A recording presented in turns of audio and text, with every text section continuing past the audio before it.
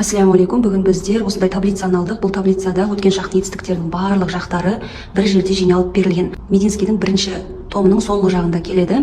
Және Мединскийде бірінші томда жалпы өткен шақ етістіктерінің барлық жақтары осылай өтіледі.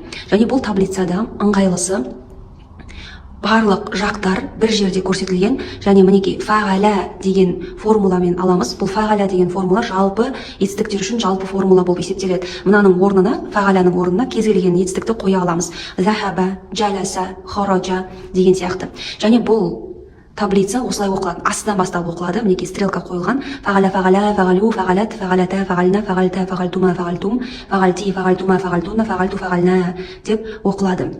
Бұл бірінші жол, бұл таблицадағы бірінші жол муфрат жекеше түрге ғана арналған, екінші жол мусанна екілікке арналған, және үшінші жол жамық, то есть көпше түрге арналған фиғылдар осылай жинақталған. Және фағална деп тұрғанымыз мына жерде ортада тұр. Себебі фағална деген ол мына екілікке де көпшеге де бірдей жүреді. Және бірінші бағанада бізде үшінші жақ мужской род айтылады, екінші бағанада үшінші жақ женский род айтылады. Келесі бағанада екінші жақ мужской род, келесі екінші жақ женский род, және мына жерде бірінші жақ родқа бөлінбегесін, сондықтан бір ғана бағананы құрайды. Залы захабаны қоятын болсақ, осылай захаба, захаба, захабу, захабат, захабата, захабна, захабта, захабтума, захабтум, захабти, захабтума, захабтуна, захабту, захабна деп осылай жіктеп айта аламыз. Бұл таблицаны сарф сабақтарында береді. Және бұл таблица ыңғайлысы сөйлем құрағанда ешқандай қиындықсыз еске түсіруге көмектеседі. Және по полочкам дейді ғой, сол сияқты фиғылдардың барлығы, мына жерде өткен шақтың фиғылдардың барлығы по полочкам өзімізге жинап аламыз. Мына жерде фағилдарына келетін болсақ, мен мына қызыл түспен барлық жерде фағилдарды белгілеп қойдым. Фағала дегендегі фағил скрытый болады.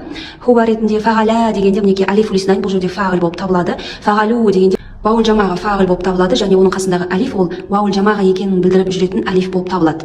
Фағалат дегенде хия көрінбейтін дамир ретінде фағил болады. Фағалата дегенде мына алиф ули иснайн деп аталады, екіліктің алифі. Бұл жерде ол дамир болып табылады және фағил болып келеді. Фағална дегенде нунун нисуа фағил болып табылады. Фағалта дегенде таул фағил деп аталады, бұл та фағил болады. Фағалтума дегенде де ту дегеніміз фағил болып табылады. Бұл жерде мим лил аймат деп келеді, тірек ретінде келеді. Не үшін? Себебі ол мына алифпен, бұл жердегі алиф фағил емес, бұл жердегі алиф екіліктің белгісі ғана болып жүреді, екілікті білдіртетін ғана алиф болып жүреді. Сондықтан мына алифті ту деген дамирге жалғау үшін бізде мына мим дегенді тірек ретінде қолданады. Фағалтум дегенде ту дегеніміз фағил болып табылады, таул фағил. Бұл жердегі мим аламатул жамғ дейді, то есть көпше түрдің белгісі болып табылады. Фағалти дегенде таул фағил, ти бұл жерде фағил болып есептеледі. Фағалтума дегенде мынау сияқты екеуі бірдей, ту фағил, мим лил ғимат, бұл жердегі алиф аламатул мусанна. Әрі қарай фағалтунна дегенде таул фағил болып есептеледі. Нун, шаддаланған нун, бұл жерде женский родты көпше түрдің белгісі ғана болып есептеледі. Фағалту дегенде ту таул фағил болып тұрады. Фағална дегенде нәл фағилина деп аталады, нә көпше түрге арналған дамир, бұл жерде фағил болып келеді. Және фағална дегеніміз жоғарыда айтқанымыздай екілікке де көпшеге де арналып жүреді. Және бұл таблицаны бізге мына алақан ретінде де берді.